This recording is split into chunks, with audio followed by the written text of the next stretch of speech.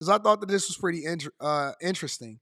They are saying that celebrities and actors, famous actors, are now coming back into the spotlight because they broke. Now you know this is one of my favorite subjects. They saying that your favorite celebrities and actors who has made millions, tens, if not hundreds of millions of dollars, are all trying to come back into the spotlight and make a bunch of movies and make a bunch of money because they are broke. I have done my research on that because they broke. Let's continue. Let's get into it. A headline, I got to be honest, kind of caught me off guard. Jim Carrey came out of retirement because he needs money?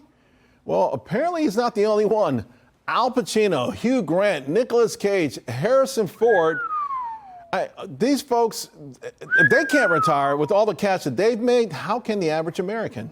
I want to bring in now Matson Money founder, CEO Mark Matson. And Mark, what is going on? Listen, we saw Mike Tyson. Like, we knew Mike Tyson had to take the fight and maybe not win the fight, but he was in a dire situation. No one thought Jim Carrey was in that situation. And people are looking at this like, how can I ever retire if these guys can't retire? Well, it's a very difficult thing to do for apparently not only normal everyday Americans, but for celebrities. And it's because of the nature of money itself. Money can't make you happy. If you look throughout history, you can see people like Elvis Presley, Marilyn Monroe, Prince, John Belushi. Howard Hughes, at the time, the richest person on the planet. They were very miserable, very unhappy. You had Jim Carrey said, I have enough, I've done enough, I am enough, but apparently he doesn't have enough. And he's going to have to go back and work like many people that go into the retirement thinking they have enough, and they don't. So, and we know, to your point, more people are working longer. They're coming back out of retirement. So is it a myth? I mean, is there a path to really retiring comfortably? There is a path, but it's a difficult one and wrought with a lot of danger.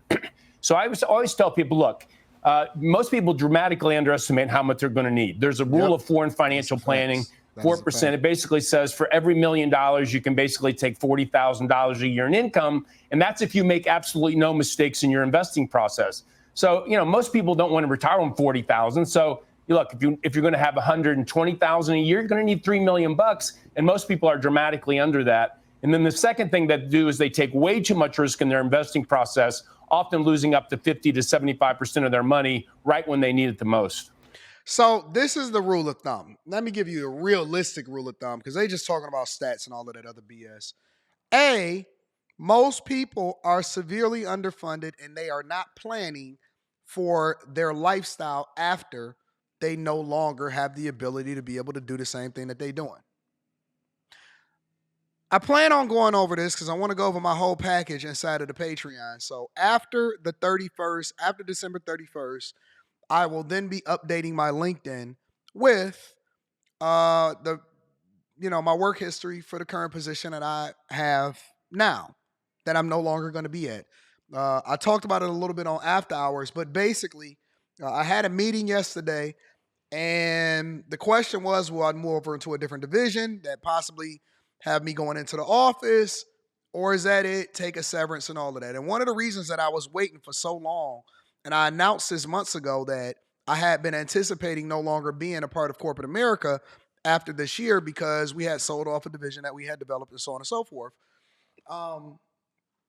One of the reasons that I had been holding on and didn't just say, hey, I quit, is because I wanted my severance. Now, one thing about us, we got to make sure we get our bags. Ain't no just quitting. I want to have a conversation to figure out what that severance look like. I want all of my PTO. I want all of my severance. I ain't using no PTO this year. I want my entire severance, and I get a bonus, and I get all of that. So I get the whole shebang, right? And it's a pretty nice severance package, which I hadn't planned on being there next year anyway. So it's like, you're paying me to come, you're paying me to leave. All right. So I made the decision that I didn't want to stay with the company, and so they're giving me that severance, right? You said Anton is retiring like rappers do. I'll be back. I'm not ruling it out. If somebody hires me and they say, Anton, we want you to run this, the stipulations are going to be huge and the bag got to be crazy. I don't anticipate ever going back into corporate America. However, I'm always open to the possibility of what if, right? If it fits into the lifestyle, if the bag is what it needs to be, then we can have that conversation. But our allure, the point of this conversation is that most people don't plan their exit strategy. Most people, they either make an emotional decision or or they are forced out. Most people, Robert Dalton said we got to look out for our celebrities. You wrong. They better go and get a regular job like everybody else. Ain't nothing wrong with going and getting a new job, figuring it out, go and make your $70,000, $80,000 a year and live a regular life like everybody else. We don't have to look out for nobody. We got to look out for ourselves. You can't help nobody until you help yourself first. But my point is that most of us don't plan. We always don't have an exit strategy. We either forced out or we just suffer. And very few people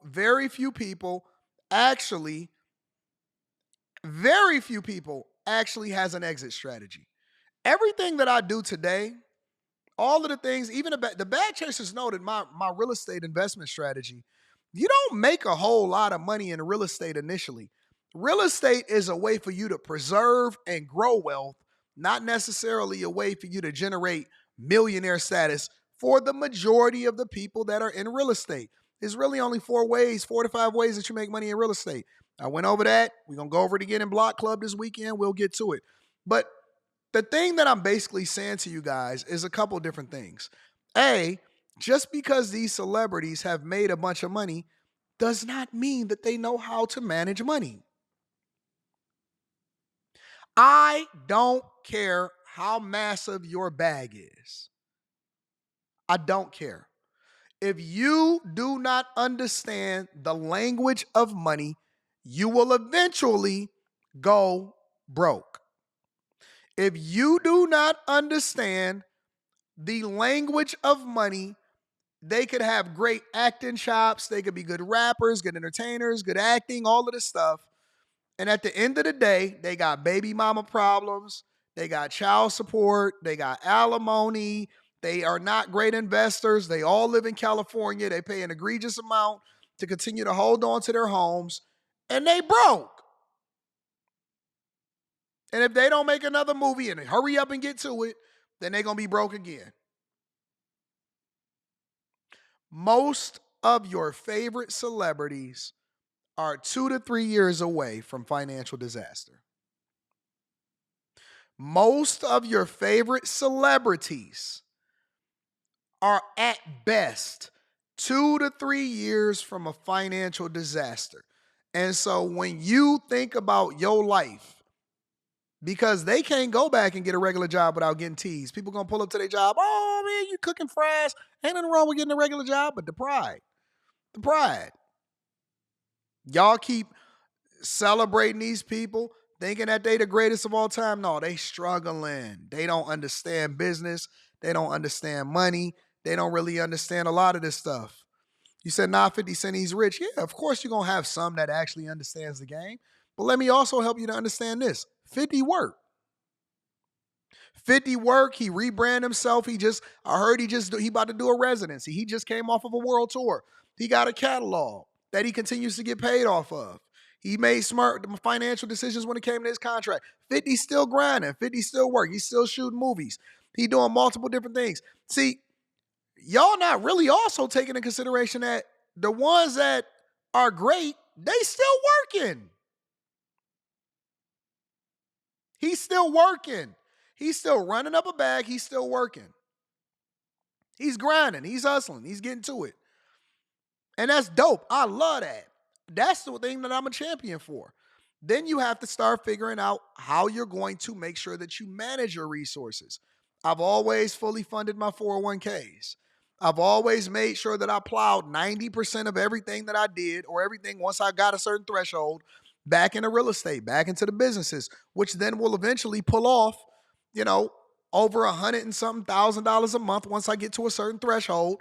That way, in addition to all of my other investments, it'll continue to sustain if you do it the right way. It's the reason why I don't have any mortgages. It's the reason why I continue to roll over investments and I'm building houses now. I'm not doing this for the now. I'm doing this for 15 years from now. I'm doing this for 15 years from now. Everything that I invest in now is basically for when I'm 55, 57. So, you know, and let me also say this before we get to the rest of the article, because a lot of people got this misconstrued. It is better. Hear me out, y'all. Hear me out. It is better for you to have something paid off that you can afford, paid off that you can afford. Let me say it again 3 times, like Dr. Umar Johnson. Paid off that you can afford than something that you are buying because it impresses other people, but you got a crazy mortgage because you did not pair what you make to your lifestyle. I significantly, and I'm going to always advocate for this, live severely under the amount of money that you make. Pare your lifestyle down. Make sure that you got your stuff paid off and make smart financial decisions. People think that the flex is to have a huge house. No, the flex is to be able to have a paid off house that you can afford. Listen, if you can, everything in you, no matter what happens, have a home. No matter what happens, have a home. Don't let nobody shame you into thinking that you got to live in a $2 to $3 million, $4 or $5 million, $6, $7 million mansion. Get you a house that's paid off that can't nobody evict you from if anything was to go wrong or you go through a little lull in what you're making or you got to get laid off. The flex, talk about it, Azriel, is to pay off your house and to fund your 401k. They keep shaming y'all and telling y'all, oh man, you got a regular job. Remember when I went back to corporate America? I retired in 2019. I wound up going back into corporate America. Remember when they was talking about me? Oh, he must be broke. Oh, his businesses ain't thriving. I love working. All money in. I'm not missing out on no money. Corporate America is a flex. See, a lot of people think that there's not, y'all don't, come on, man. These people is working. They hoping to get a new movie role. Most of your favorite rappers, they broke. During the pandemic, I seen them they was over there doing GoFundMes in order to be able to survive. They was taking out loans. Your favorite rappers, it's tough for them right now for a lot of them. They got a small window. Most of them. They got a minuscule window. That's it. Corporate America is a flex if that's what you're going to do, if that's what you want to do. Life insurance, 401ks matched, fully funded, bonuses, equity. I still got my equity. I got 100% equity, all of my equity in the company, and the stocks is up. 100%. These people is broke, man. Well, I know that you've created what you call the American Dream Experience. So how does that work? Yeah, that's a 2-day workshop that we created to help people understand the dangers of how to toxic investing. We teach them the academics behind investing and then how to plan long term. Look, we're in a very precarious situation. From 95 to 2000, the S&P made on average of 22% a year. The NASDAQ made 45% a year. And then we had a 50% crash in growth stocks and a 75% crash in tech stocks. I'm not saying that history repeats itself, but it often rhymes. And people are going to have to get much broader diversification, analyze the risk in their portfolio, and truly understand the academics by how to do this instead of just gambling. So then before I let you go, is there also a spending component to this? I mean, is there sort of, because when the market's running the way you described, we also have what they call the wealth effect. And we feel like we've got a little bit extra because check out my account and we go and spend money, not from cash flow, but on the assumption that we've got it and all of a sudden it's not there. Yeah, it's extremely dangerous. Look, the reality is that investing is a dangerous game. Playing the market itself is dangerous. And I always tell people, look, you want to invest in the market long term, not play it. No one knows when the next Boeing's going to hit. I agree. Who would have ever guessed Boeing would lose everything? They made planes that crashed themselves. Doors flew off. Had massive, terrible problems. Many companies have gone bankrupt. Broad diversification in large stocks, microcap, value, and international, and hedge your equity risk with high quality short-term fixed income. That way, if the market does take a 50% hit, you have cash to rebalance and buy that while it's low. And don't spend that. A lot of people are getting money from their parents when they die. Yeah. They don't even reinvest it. They buy Ferraris and new houses. Yeah. Fools. Don't start buying the toys until you fully take care of all of the business. Make sure the kids' college fund is taken care of. Make sure that your home is paid off. Make sure that you got money invested and that you dollar cost averaging, meaning that you've automated the investment process. Every single time that you get paid, money go into that. Make sure you got your businesses thriving, and make sure that you have multiple streams of income. That's when you start to buy the toys. That's when you can start to have fun. That's when you can start to do that. But until then, stay focused, man. Stay focused. Build your businesses while you working in corporate. Don't quit your job to start the business. Keep your job and then do the business at the time that you're not working. Run up a bag, pay off your debt, and make sure your kids ain't got to take out student loans in order for them to be able to go to school. Pay off your house. That way that anything happens to you, your family is good. Get some life insurance. And then and only then, once you have multiple streams of income and you have options, right? Because at worst case scenario, you should always still be able to go and get a decent job. You still an engineer. You still a software engineer. You still got that executive resume. You still taking care of business. You still got that in your back pocket, right? So take care of your priorities first. Then you start to spend money on the toys. Once you down for a long time and then you feel like, you know what, I could just chill for the rest of my life and I don't have to go to work, then you still stay working. That's when you can start to buy the toys. All right? That's when you can start to buy the toys. Work on your businesses, work on the other things that will put off the money or that will put off more money in addition to whatever you got going on. But in the meantime, make sure you stay focused and don't get caught up with all of this stuff that these other people is doing. They getting PPP loans, they scheming, they don't have it like you think that they do, and they doing it all just to keep up an image. They doing it all to keep up an image. I got on a $25 t-shirt just because I like the material. It's a little bit better. I got on a $25 t-shirt, a free beanie that I got when I bought my e-bike, my Apple Watch. Usually I put on a Rollie just for looks, or when I go out, the Apple Watch. But I tell you what, I got the best computers. You know why? Because this is something that I then write off. I could write this off. See, I don't mind spending $5,000, $6,000, $7,000 on getting the best computer that give me the best results. I don't mind making sure that my MacBook Pro is the best. You know why? Because it returns me money. It makes me money. I don't mind that. You see, you understand the game now?